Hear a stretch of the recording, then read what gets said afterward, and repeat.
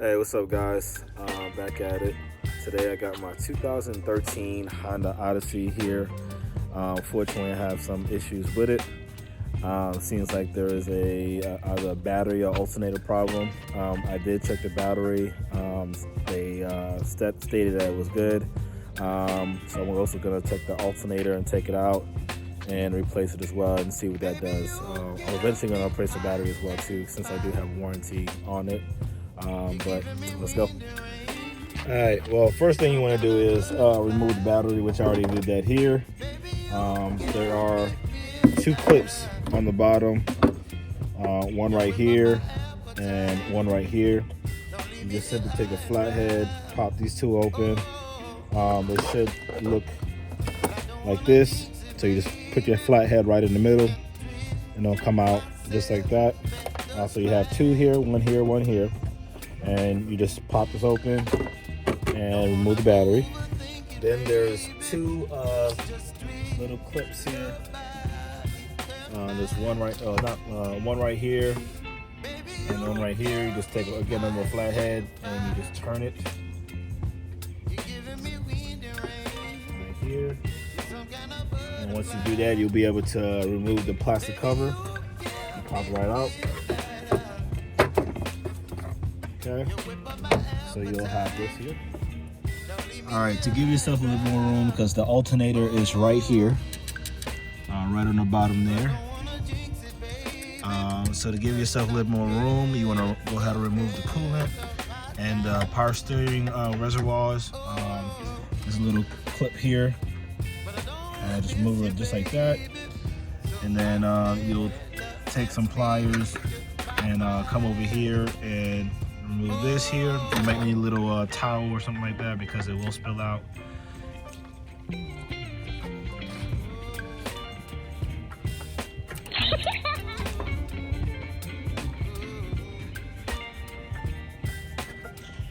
All right, I'm gonna start with the power steering.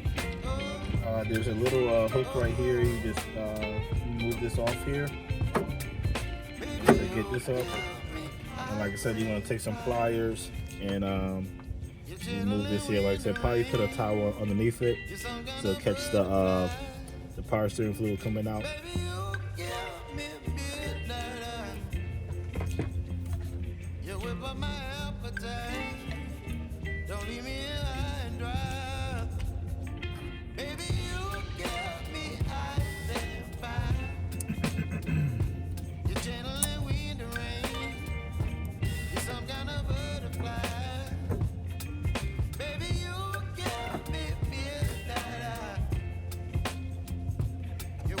I also should have mentioned you probably want to camp this off as well, because again, once it starts leaking here, if it gets tipped over, you're not gonna really have a place to put it. So find out, something that they can put in here that can cap it off from dripping out, or maybe put some maybe a cloth to maybe hold it a little bit. I know it may still drip through, but to prevent a little bit if it does end up tipping over, I can stop it a little bit. Now I'm going to remove the coolant reservoir and just put it on the side as well. There's a little latch on the bottom. Just yank it up and you'll be able to pull it right on out.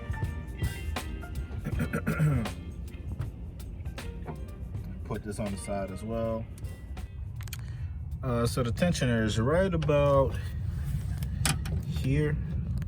See if I get a better angle. Right here, and all you do is put this on here. Sorry, using one hand, and then push up this way. And once you push up this way here, you see it moving a little bit. That should give you you got to move it, of course, a little bit up here. I'm only using one hand, but once you do that, you'll be able to take the belt off, and then take off your alternator from there. All right, so I got the belt off here, and so what you want to do next stop is actually taking the alternator off. There's two bolts on it, one on the top side, which is right here, and then there's another one on the bottom side right there as well, or a little further down. So you want to take those off. I think those are maybe looks like 12 maybe 10 millimeters. And then to make it easier, you probably want to take off these here. So there's one bolt here you're gonna take off. So you pop this cover off, and also pop this off as well. This right here. To make it a little easier when removing this, as far as your bracket. But you may be able to squeeze it right through now that we moved the coolant reservoir here, and just push it right out.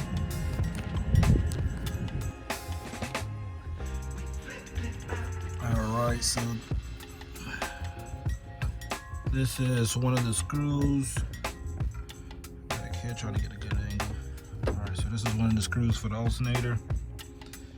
Right here. Don't mind my gloves. It's been through some things. And then there's another one on the bottom of that alternator, and we're gonna get it now. All right, another thing I wanted to mention as well is to remove this bolt here. It makes it easier to remove the alternator. And there's another one that was right about here that I was connecting to this piece here, and I removed a bolt here, and there's a connecting piece on the bottom as well that I removed that was on the alternator. I don't know if you can see it here or not. Let's see if I can try to focus. But it's definitely helpful to undo this bolt here and the one down here to make it smooth, and you can pry it right out. Again, I'm using one hand, so I'll have to stop the video, but you get the point from there. All right, and that's the alternator here, and you can test it out, go to your advanced auto part or AutoZone, or have a multimeter and test it out yourself to make sure it is in fact good. And then of course just do the same steps that you did in reverse, and put your new one back in. All right, once again guys, I appreciate it. Make sure you guys like, share, and subscribe for more videos and content. So if you have any questions or something or videos that you want me to do, let me know in the comments.